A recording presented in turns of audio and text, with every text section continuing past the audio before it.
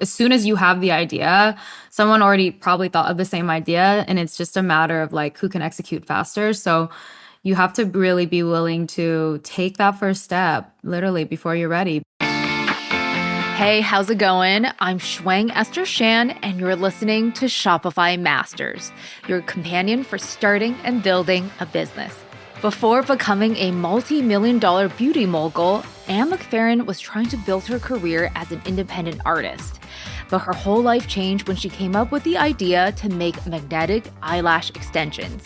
Within 12 months, she launched her brand Glamnetic, solving the common issues that makeup lovers face when trying to glue on their false eyelashes. Just after a year in business, Glamnetic earned $50 million in revenue and caught the attention of partners like Sanrio, Sephora, and Ulta Beauty. Anne is my guest today. Welcome to the show, Anne. Thanks for having me. So excited to have you here. I know that you loved beauty. You weren't necessarily in the industry, but you noticed that there could be a little more innovation with the way that we were applying our false lashes. Talk to us more about that. Yeah, so I was honestly kind of stuck in my career path at the time. I was a full-time artist. I was making money painting people commissions. I actually graduated UCLA with a degree in psychobiology, but when I graduated, I was like, medical field doesn't feel right. Let me try my own like company. So I sort of just did my own thing with painting for a while, and I did it for about 4 years. But I felt like I was starting to feel momentum lagging because I would always have to be in front of the canvas painting in order for me to make money. And it was 8 hours of painting every single day, and I was by myself. So it was a very lonely endeavor.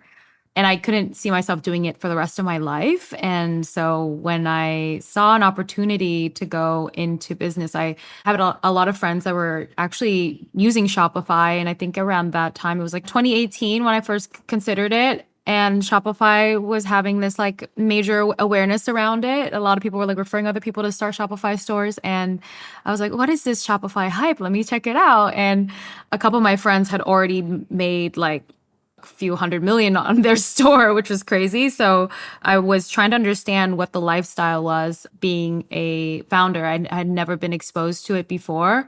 I had just graduated college 4 years prior, and I was very curious and interested to understand more about it. And when I was really ready to make the leap into another career path, I thought to myself, like, what is something that I've always been passionate about? And that for me was lashes at the time, not magnetic yet, but I was looking into magnetic lashes because that was the only thing at the time that was innovative enough to find a sort of like white space for people who didn't know how to apply lashes. I noticed that a lot of my friends just didn't know how to apply lashes. And I was like, why is there nothing on the market that solve this problem? Magnetic lashes were the only product at the time that sought out to fix the gap there. The problem was with magnetic lashes, there was no like easy way to apply magnetic lashes. They were very hard. If you tried to apply them, they were like, you have to sandwich your lashes in between two layers of magnets. And it just didn't stay on. They would always slip off, and they were also like really arduous to apply. And so I kind of went down a rabbit hole on the internet, just trying to like research the product more and understand if there's like anything out there that would be a better solution that maybe nobody thought of. And I did stumble upon, the whole like magnetic eyeliner concept. What was existing on the market wasn't executed well. It was maybe like in a pot form. And I wanted to create like a liquid form. And I also wanted lashes that were more glamorous.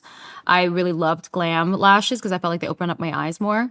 Also, being from Asian heritage, I also felt like I always wanted to like figure out ways to like make my eyes look bigger because like I felt like all of my friends had these big eyes, and I grew up in school where I was the only Asian person in school, and I felt like I got a little bit bullied because of that. So I definitely think I had like an insecurity around it. So yeah, I kind of went down this whole product development pipeline to try to understand like how to create it, and basically spent about like a year and a half developing it. But I did all the research myself. Like I didn't have a mentor. I realized that every answer that you ever need to find is out there on the internet now. Like it's pretty accessible everywhere. YouTube was the main teacher for me. I would say YouTube was sort of the start of everything. And then from there, like it guided me to a lot of different websites where I could like learn more. And yeah, about a year and a half later, I came up with a prototype, which then got launched. It's funny that you mentioned YouTube was your main source of knowledge. I do remember seeing you on YouTube and painting incredible murals for some of my favorite YouTubers. You have this idea. It took over a year to actually develop and research and really fine tune the product. How do you stay motivated during that process and also stay true to that idea? Because it's very tempting to give up during that process. That's a very good question because I feel like some people get sidetracked. And I think a big thing, not even just in entrepreneurship, but in life, is shiny object syndrome. If you see something else that's better or like trending at the time, you're like, wait, am I like spending my time on the right thing? I was just kind of obsessed with this idea because, again, like I was a big lash lover and I just didn't see anything out on the internet or on the market that kind of provided a solution for it for people that struggled with lash application, which is actually most people. So I felt really excited about the idea. I felt like this felt like the right idea. I just felt it like to my core. I was like, this is it. So that was the vision that drove me because I had a vision for what the feeling would feel like when I felt like I solved this problem. And so I stuck to my guns on it. And it did take over like a year and a half to develop because I had no idea what I was doing. And I just ran into like a lot of different vendors too that weren't the right vendors. Like I sampled over like 100 samples or something, like over 150 vendors. And it took me a while to understand like what to look for to find the right one. And finally, like maybe two created the right sample that I was looking for. And that's when also that's when I coined the name Glamnetic because that was the original name. Like Glam Magnetic was a combination of those two words. So it just felt right. I also wanted it not to be a lash brand because I didn't want the word lashes to be in it because I felt like Glamnetic could be something more than just lashes. Totally. It's also that draw of magnetic energy that you draw people with your product. Exactly. That's incredible. Over 100 different products and iterating. What is your tip when you're going through that process? How do you keep track of everything? How do you stay confident when you're negotiating with these producers, essentially? Yeah. When negotiating, I think I just go with the method of like they need me more than I need them because I have like there's so many more vendors to choose from and like they want my business. So like how do I negotiate in a way that I'm like, hey, like I'm literally just starting off the business. Can you like give me a break here on the first, few runs? And I also started very small, like only started with 100 units per SKU when I first started. And of course, like while you're iterating, you also have to manage your own finances, which I think also is a very intimidating area of business. How did you make sure that you had your own runway when you're trying to develop the product, the design, and everything? Yeah, I think it depends on the product. So the nature of the product and the industry or the niche that you're trying to go into. Definitely some of them are a lot more capital intensive than others. Also, like if you're going to color cosmetics, it's even more capital intensive than something like lashes, which is more considered even like a makeup accessory than it is like true makeup.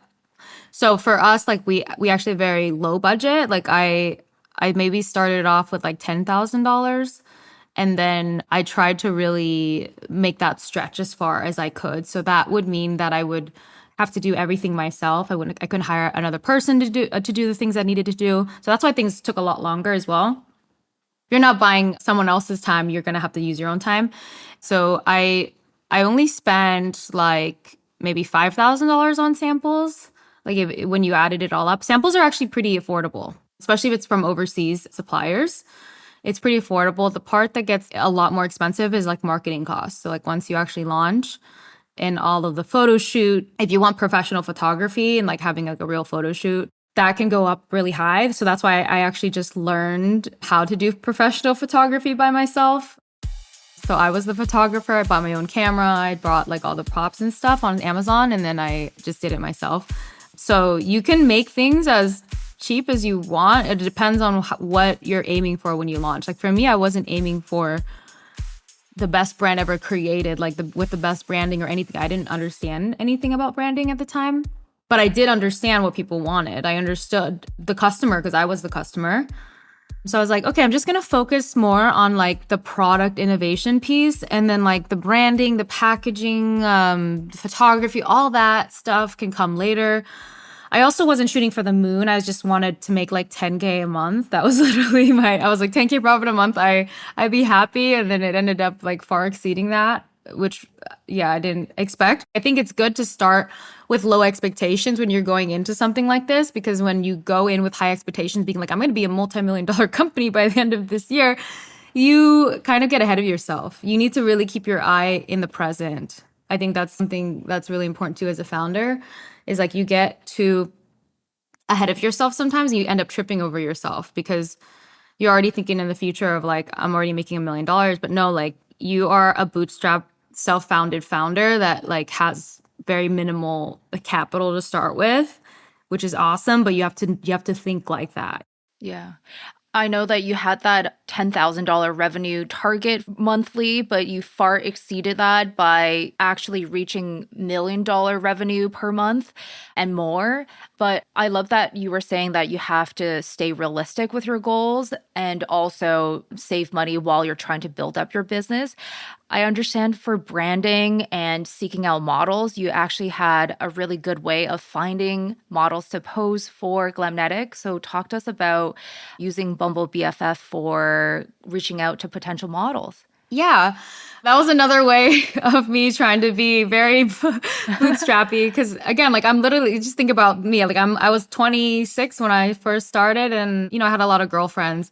And I also realized like something about having a lot of girlfriends is like girls love it when you do their makeup and they just love like their photos taken, so they just like want to feel beautiful. And I was like, oh wait, why don't I just like do that with, Glamnetic and just I went on Bumble BFF and I just swiped on like all the girls that I wanted to be models for me. And then I'd be like, hey, do you want to come over? Like I just started this brand, like I'll give you free lashes and also I'll do your hair and makeup and I'll take professional photos of you. And like, who would say no to that? So they just like came over, hung out, like we chit chatted like as friends too. And then I would do their hair and makeup. And that was like how I got my initial first models. I also asked a lot of friends, I'm like, hey, do you have any friends that like are models too, like actual like professional models that would like be down to like support me right now? And that's another thing. You have to use your network. Like people are so willing to help you when they know that you are following your dreams. They're so excited that like someone is breaking out of the mold in your community to like do something big. And that was really cool to see that with my friends, like all really came out to like support me. Like I had like huge back orders like in December because I didn't expect to sell so much. And so we ended up like overselling. And so I had to like had like a massive rush shipment come in and I had over like 5,000 eyeliners that needed to be stickered and boxed. And then I had 4 friends come over and just like help me like all day to do this. And it was just like a pizza party. Like I just ordered pizza for everyone and we were just all laughing and conversating, but also like had this big like assembly line going on. And that was so fun. So like those are memories I hold on for forever.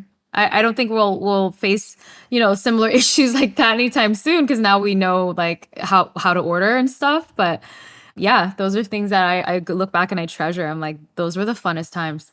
Sounds like you had so much fun during those periods, but also support from your friends is so important when you're making these giant risky decisions. Before Glamnetic, you actually studied psychobiology, thought about a career in medicine, and then you decided to become a full-time artist. What's your advice for making those giant pivotal decisions and actually taking the plunge? Yeah, I would say take the first step before you're ready because you're never going to feel like you're fully ready.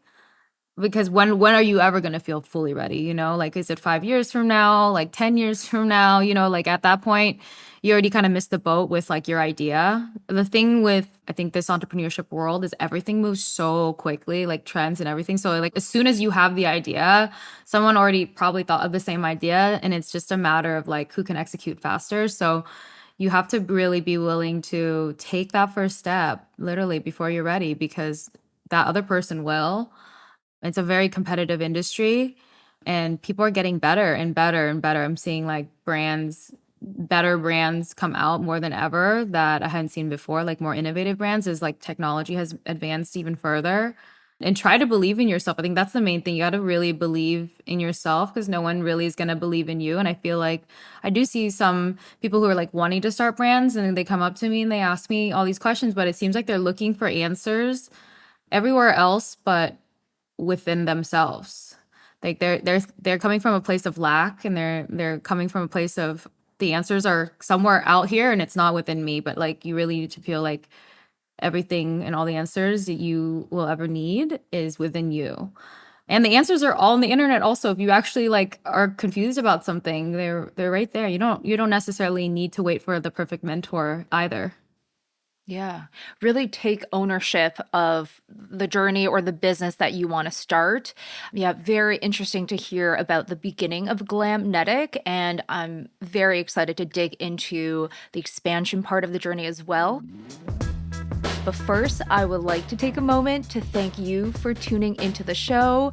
Wherever you are getting your podcast, go ahead and give Shopify Masters a follow. And if you haven't already, please give us a review with your feedback. Our team loves reading them. Thank you so much. So, of course, we know that you identify this problem that makeup lovers have. So there was this product market fit that you found incredibly fast. The next hurdle is obviously getting your product out there and sharing the story and getting people to actually try out your product. So how did you approach that? Yeah, that was very organic. I'm already very naturally a curious person. So I'm curious about everything. So obviously when I'm creating something like this, I'm like, okay, immediately, what are people thinking? Even as I'm going along the process of sampling, I'm asking my friends to try them out. And I'm like bringing them along the journey of testing. So like I've had some friends who've tested like so many different prototypes because I'm just like really curious about that.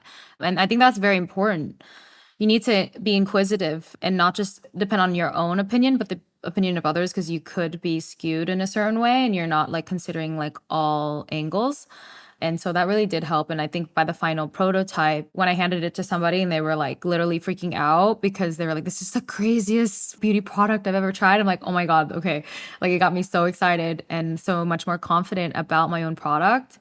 And that's another thing. You have to really believe in it. Like you have to fully believe, like die for your product vibes. I was very intense about it, but I was like, I will die for my company because I just felt like it was the first time in my life where I felt like I'm fully doing this on my own accord. This was fully my idea. This is fully my brainchild, and this is my purpose. And I felt like a sense of purpose for the first time. And I think that's also another amazing thing about entrepreneurship that maybe people don't talk about enough. Like obviously a lot of people are doing it because they want money, but I think it for me, like it was the purpose that it provided. It gave me like fuel in such a different way. Like I never had so much mental energy in my life, but it came from a place of passion. You have to emanate that, people have to feel that. And I think people felt that from me, not just my friends, but like even when we started, on social media, and I was basically running ads with me talking about the product. And that's what really blew us up, was like me talking about the product. And this was before TikTok. So it was kind of before people would do these like quick like ads sort of on TikTok. Like I would be the one doing that and talking about my own product. And, people just loved the instant transformation that it provided and how quick and easy it was. I remember those ads, and I remember it grabbing my attention and actually making me pause during my scrolls. It's truly magnetizing people to your product. I think a lot of people will be curious to say, like, you knew to have videos in your ads, and they were very concise and compelling.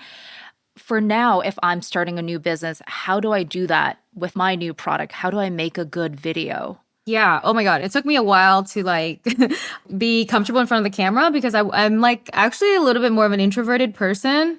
And it takes me a little bit of time to like get out of my shell with people. And so it was really awkward to just sit alone in my room and talk to my phone. But I got very used to it because I would just practice all the time. And once I started doing it pretty much like every night after a work day, and I would film like 40 videos a night. And I did that for like 2.5 years. So it just became kind of second nature. Now I can like turn it on super quick because it's just like muscle memory, but it takes a while for you to get that muscle memory. I know a lot of people are like uncomfortable with that, but it's so important now more than ever because, we're in the age where like people are literally I don't even I feel like I talk to my friends as much. I find out about what they're doing on social media. It's like I don't even, like the conversations have gotten so much less, and now it's more about like checking in on them on social media, which is it's kind of sad, but like that's just how the world is moving. And so you have to move with it, especially now more like even more so than 5 years ago. And so now I think it's more important than ever as a founder to be the face of the brand. Like that's so important. I feel like that's what people connected with for me is my brand story and just like my founder story. That was really what people gravitated towards, even more so than the product. Obviously you have to have a great product, but I think having a face behind the brand that like can tell their story behind it like helps so much more. So yeah, I think I would practice. You mentioned 40 videos a night that you were making for a year or two. Why at such a high volume? And is that like what founders should aim for? Well, because we were running a bunch of ads on Instagram, Facebook, all of Meta pretty much, and you have to have like multiple iterations of different ads and to test to see which one's going to perform. A lot of them don't end up like becoming scaled up, but some do, and like some we end up spending like hundreds of thousands, even millions on because it works. So you have to like try different lines, different scripts, different I don't know, like changing my background, changing my hair, changing my top, like just different things where it could grab people's attention. I don't have to do that anymore now because like our brand has now been more, we started a whole new category of press-on nails, and that now has shifted to more that category since there's like this massive like rise in popularity, and people are now like starting to stop going to salon services and move into like DIY beauty. And so that's sort of our bread and butter. Think about lashes, that's DIY. Think about nails, that's DIY. But because nails, it's like mostly hands, I don't have to be in it as much. But when we were doing more like lash focused stuff, like I was definitely the one to talk about it all the time. So it just depends also on the nature of your product. Like, for me, I had to really use my face there.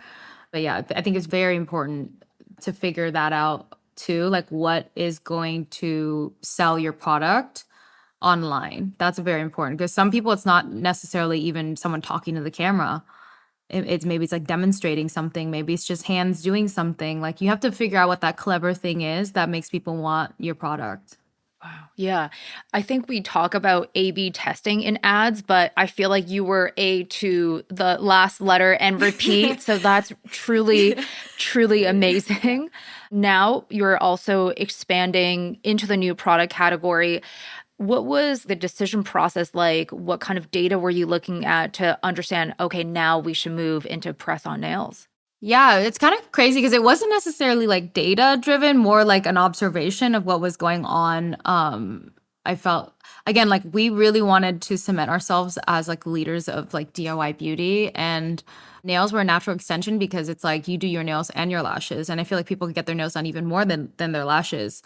And at the time, there's just no trendy like press on nails on the market, like what you see on your Instagram feed, like the things you get served you don't really see those in like press on nail form. You have to like go and show your nail tech, and then she like takes 2 hours, 3 hours to draw it on your hand, and then you're paying like $100+ for that set and hours of your time and pre-planning all of that. So it's just like why all of that stress and time. So I wanted to take the stress out of the process and just create press-on nails that were actually like thicker, like more durable, that felt like acrylic quality, but also was like on trend. And then also my ideal scenario was also us like launching pretty often, which we do now. We launch like once a month, and we are always like giving people like the latest and greatest styles. We have a lot of very like evergreen styles that people always come back for, and we get like a lot of repeat purchases just for that style because some people only want to wear like a French tip or something. So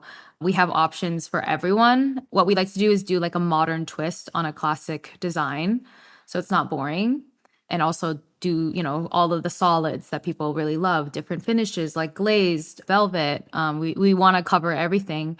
And then on top of that, we're throwing in IP collabs. So we just did collabs with Harry Potter, and we did Hello Kitty, and those are massive successes. We're going to do more going into the future. We have 2 lined up end of this year that are going to be really cool.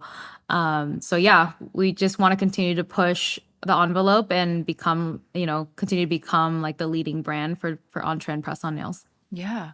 I mean, those are incredible brands to be collaborating with, Sanrio and Harry Potter. What's your advice for founders to actually establish those connections and also develop those relationships over time? Yeah, I think people underestimate LinkedIn. You can actually find a lot of the buyers on LinkedIn, like people who do licensing for various IPs, and just like find their contact or like message someone in that IP, and then they'll lead you to somebody else to message on LinkedIn and just kind of do that. If you know, that's if you don't have a PR agency that you work with. You know, once you get to like higher revenue, I do recommend like getting just like a PR agency. We don't actually hire any agencies, and PR is really the only agency that we use because everything else is in-house.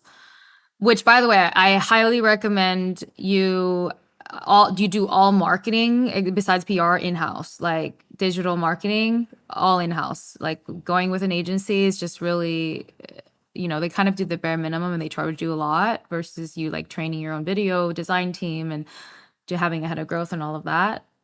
We found like way better results doing that. Definitely LinkedIn, and try to like just be scrappy with like making these relationships and just like showing them like what your brand looks like. And because at the end of the day they also want to find really good brands to partner with because they get a cut.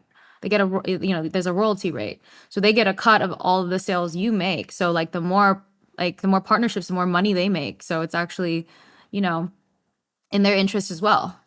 Yeah. Well, such practical advice. I do have to ask you because as an artist and as a founder, you constantly have to come up with new ideas. How do you stay creative and where do you get your inspiration from nowadays? Oh, yeah, that's a great question. I feel like I've matured so much in the last 5 years in terms of my taste, like in everything, not just like visual art, but music. And I've also gotten a lot more into like the spirituality realm, like manifestation and meditating and all of those things. And I feel like they all kind of coalesce together to kind of inspire me in a lot of ways. And also like working on, I know it sounds woo woo, but I have been like working on like raising my vibration through meditation on a regular basis, and just like studying more about like ego and how to control your ego and know when it's controlling your mind versus when it's actually like your intuition. That plays a big role, I feel like, in my creativity and making me feel like consistently inspired every day and happy. I think that's the biggest thing because I do find like a lot of founders can get a little, sad. It's like, it's definitely one of those things that if you're not working on yourself emotionally, then it's going to hinder your ability to work within your company. You have to work on yourself, and it's basically proportional. Like if you're a happy founder, your company's going to be happy because then your company and like your employees are going to feel the vibes of you being happy or down or not. So it kind of sets the tone for the culture of the company in a lot of ways. So that's why I think it's so important, like mental health and wellness. I started lifting really heavy weights like I don't know, like a year ago. And so like my body has changed through like lifting weights, and I feel so much better overall because of that. Do things that challenge you and like make you grow and help you like strive for more because I'm always like setting PRs and like trying to like lift more. And I do spiritual retreats with my friends. So, and we dabble in psychedelics and like stuff like that. So I think it's like kind of trying to do as much as you can to like really get to know yourself on a deeper level and travel, take breaks and travel, like especially once you start hiring people out, like 3 years in, we're like, okay, now we have, 60, 80 employees now. So it's like, once you start getting more people to help you, like take that vacation, like really do things that make you feel happy and whole, indulge in those things and like have hobbies. Because again, this is a marathon. This is a marathon, not a sprint. And people have told me that, and I'm like, what does that really mean? Okay, now I get it. Now 5 years going, like 5 years in it, because ecom moves so fast, and like there's just so much going on all the time. If you're just only working 24/7, like you're gonna burn out. Burnout is a real thing, and I've seen founders burn out, and it's not cute because you're then out for like 6 months or more, and you're ruining yourself. So it's very important to like make yourself healthy and whole. Yeah, you got to take care of yourself before you can take care of your company. Well, thank you so much for being here, Anne. Very excited to see how you grow and how Glamnetic will grow as well. Thank you. I appreciate that. Thank you for having me. This was so fun. That's Anne McFerran, the CEO and founder of Glamnetic. Our show is produced by Gogo Zoger and Megan Coyle. Our engineers are Matt Shorts and Miku Betlam. Benjamin Gottlieb is our managing producer, and I'm your host, Shuang Esther Shan. Come hang out every Tuesday and Thursday to catch brand new episodes of Shopify Masters. And if you're still listening, go share this episode with another business owner. Thank you so much.